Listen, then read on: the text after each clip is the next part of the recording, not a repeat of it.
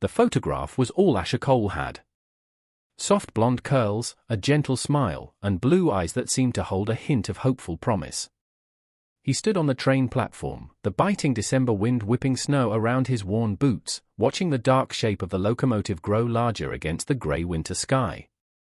It was Christmas Eve, and in minutes, he would meet Eleanor, the woman who would become his wife.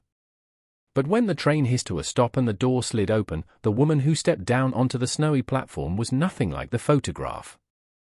Her hair was a cascade of polished black, braided down her back. Her hands, though gloved, were clearly small and deft.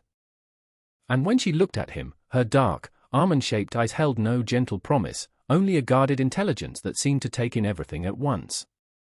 She was Chinese, a stranger in a land that was not always kind to strangers. She clutched a small, worn satchel, her simple wool coat insufficient against the Wyoming winter. The station master stared, as did the few others braving the cold.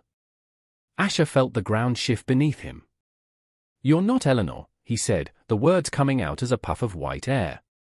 The woman met his gaze directly. Her English was accented but clear. "You are Mr. Asher Cole?" she asked, her voice quiet but firm, cutting through the wind's howl. She didn't wait for his answer. "I am my. We must speak." "Not here." The raw certainty in her voice stopped the angry questions forming on his lips. This wasn't a simple mistake. This was something else entirely.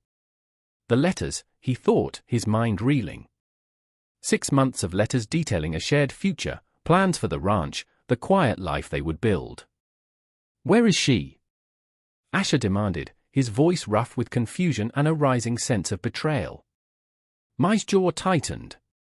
"There has been a change." She glanced at the curious onlookers, then back at him, a silent plea in her eyes. "Please. Your place." Bringing this stranger to his ranch, to the home he had so carefully prepared for Eleanor, with a small evergreen tree decorated in the corner and a fire crackling in the hearth, felt like a profound violation. But the alternative, making a scene on a public platform on Christmas Eve, felt worse.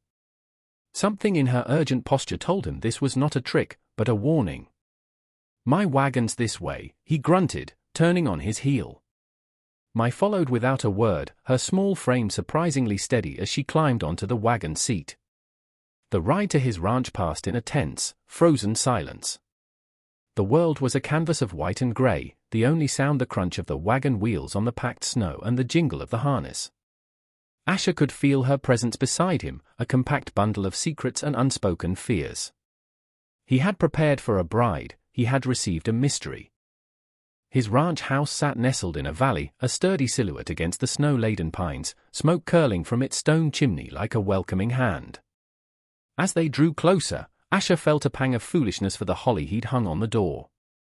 Inside, the warmth of the fire was a stark contrast to the cold outside. Mai moved toward the hearth, her hands outstretched to the flames. She looked small and out of place against the rugged, masculine interior of his home, the hand-carved furniture, the rifle mounted over the fireplace, the kitchen table set for two. "You expected someone else," she said, her back to him. It wasn't a question. "I expected the woman I've been writing to for half a year," he replied, his voice tight. "I expected my future wife." Mai turned to face him, and in the flickering firelight, he saw the deep exhaustion etched around her eyes. "Eleanor did not write the letters," she said softly. "I did. For her." The word struck Asher with the force of a physical blow. "Why?" "Because she was afraid. And because I thought this was the only way to save her." Mai's composure finally began to fray. "Our father is a merchant in San Francisco. He fell into debt with a powerful man named Gideon Blackwood. The marriage to you was the arrangement to clear that debt. Eleanor was the price." Asher's anger began to curdle into a grim understanding. He wasn't just a husband, he was a solution to a problem he knew nothing about. "So you wrote the letters. You created this woman I thought I knew." "I wrote what Eleanor told me of her dreams," Mai whispered, her eyes glistening. "A quiet life, away from the city, with a good man. I believed you were that man. I still do. But Blackwood never intended for the marriage to happen. What are you talking about? Where is she now?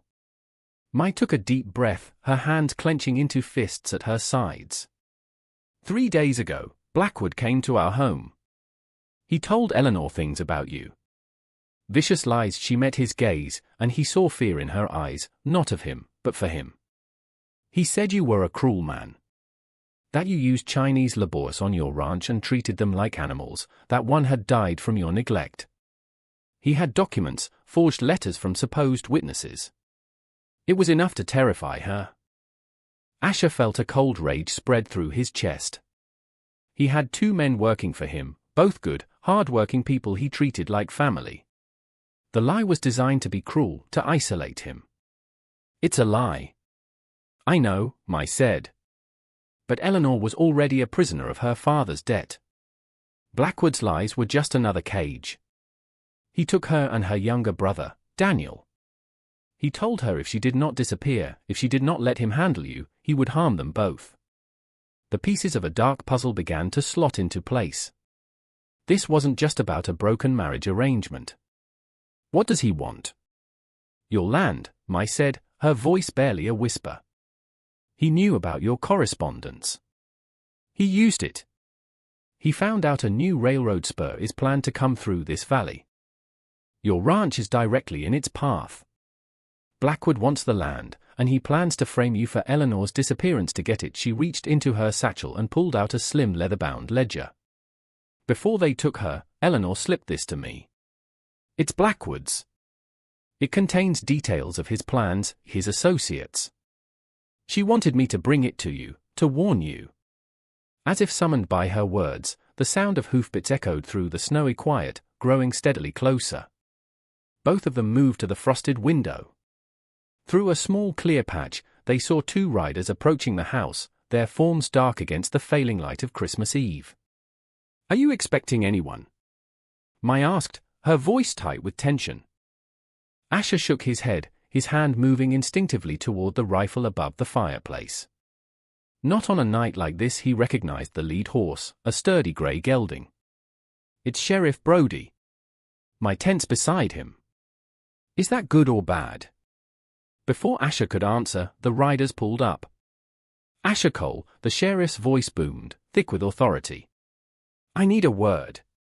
Asher opened the door, stepping onto the porch with Mai just behind him. The cold air hit him again, sharp and unforgiving. Sheriff Brody's face was grim, his mustache peppered with snow. His deputy stayed mounted, his hand resting near his pistol. What's this about, Brody? Asher asked, though a sick feeling was already churning in his gut. Brody's eyes flickered to Mai, a flicker of contempt in his gaze. I have a warrant for your arrest, Cole. On the complaint of Gideon Blackwood. Charges of abduction. Seems your mail-order bride, a Miss Eleanor Vance, has gone missing. Blackwood is very concerned for her safety. I am Eleanor's friend. Mai stepped forward, her chin high. She is not missing. She was taken by Gideon Blackwood himself. That's not the story I have, Brody said dismissively. The story I have says you lured a woman out here, and when she didn't show, you took this one instead. His gaze on Mai was insulting. Right now, I need you to come with me. Peacefully. The carefully neutral tone, the way his deputy avoided eye contact, it was all a performance. This wasn't about justice. It was the closing of a trap. Asher looked at Mai, at the ledger clutched in her hand. Brody, Asher said, his voice low and dangerous. You've been sheriff here for 5 years. You helped me file the deed on this land. You know better than anyone what it's worth, especially now. The silence that followed was heavy with meaning. Brody's hand shifted closer to his gun. But before he could move, Mai spoke, her voice clear and sharp as breaking ice. Sheriff, before you make a terrible mistake, you should know that Mr. Blackwood is not as careful as he thinks. She opened the ledger. I have records here. Records of your meetings with him at the hotel in town. November 10th, discussing Mr. Cole's land survey. November 28th, accepting payment to handle any local complications. December 15th, finalizing the plan to use Eleanor's disappearance to arrest Mr. Cole. Brody's face went pale. That's slander. You have no proof. It's all here, Mai said, her finger tracing a line in the book. In his own hand. Dates, amounts, plans. Including the plan to have you seize this ranch by the new year. The deputy shifted in his saddle, his eyes wide.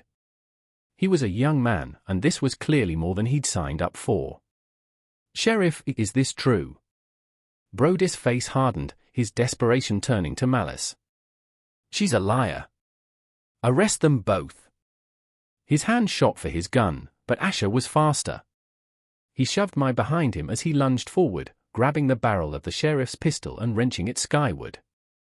The shot exploded into the evening air, a deafening crack in the sacred quiet of Christmas Eve. The deputy, stunned into action, drew his own weapon but hesitated, unsure where to aim.